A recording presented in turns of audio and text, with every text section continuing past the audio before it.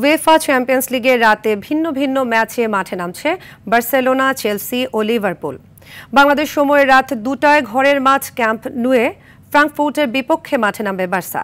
একই সময়ে আটালান্টার বিপক্ষে খেলবে চেলসি ও লিভারপুলের প্রতিপক্ষ ইন্টার মিলান। আরও জানাচ্ছেন মুমসাদ দিনুরি। ৩ বছর পর পুনরায় ক্যাম্প নুতে ফিরছে চ্যাম্পিয়ন্স লিগ। ঘরের মাঠে বার্সেলোনার প্রতিপক্ষ জার্মান ক্লাব ফ্রাঙ্কফুর্ট। স্ট্যামফোর্ড ব্রিজে ম্যাচ ডে 5-এ চেলসির কাছে ৩-০ ব্যবধানে হারের পর নতুন করে ঘুরে দাঁড়ানোই এখন প্রধান লক্ষ্য হ্যান্সি ফ্লিকের দলের। চ্যাম্পিয়ন্স লিগে কাতালান ক্লাবটির ধারাবাহিকতার সংকট স্পষ্ট। শেষ 4 ম্যাচে তাদের জয় মাত্র একটিতে।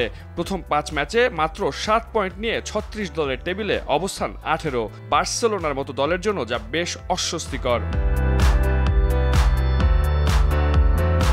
তবে ব্লাউগ্রানাদের আশাবাদী করছে লা লিগায় নিজেদের সাম্প্রতিক পারফরমেন্স। টানা 3 ম্যাচে জয় ও মোট 11 গোল করা ইঙ্গিত দিচ্ছে চ্যাম্পিয়ন্স লিগে জয়ের ধারায় ফিরতে বেশ ভালোভাবেই প্রস্তুত কাতালান ক্লাবটি।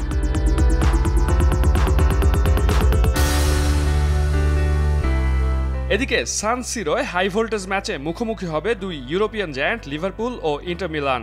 ইন্টার মিলান জিতলে এগিয়ে যাবে শেষ 16-র পথে। অন্যদিকে জয়ের বিকল্প নেই লিভারপুলের, হারলেই বিপদ, খেলতে হবে প্লে অফ। চ্যাম্পিয়ন্স লিগে ইন্টার মিলান 5 ম্যাচে 12 পয়েন্ট নিয়ে রয়েছে 4 নম্বরে, আর 3 জয়ে 9 পয়েন্ট নিয়ে লিভারপুলের অবস্থান 13।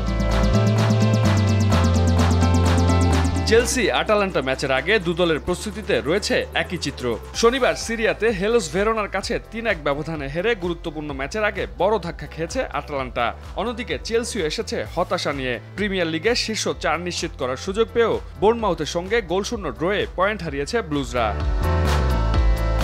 মুমসাদ দিনুরি, RTV।